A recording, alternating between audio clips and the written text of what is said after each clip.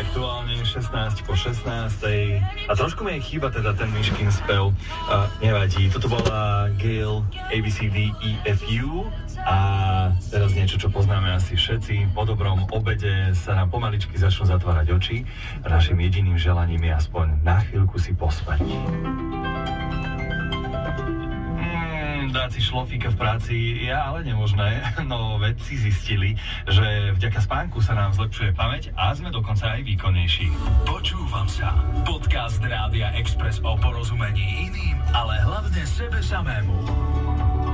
No a keď už, aj keď bývame teda niekedy alergickí na to slovné spojenie, americkí vedci zistili, že tak nám toto zistenie potvrdil aj slovenský vedec, konkrétne neurogenetik Tomáš Eichler, s ktorým sa rozprávala naša redaktorka Dominika Turiaková, a to v podcaste Počúvam sa. To zjedenie toho obeda prispieva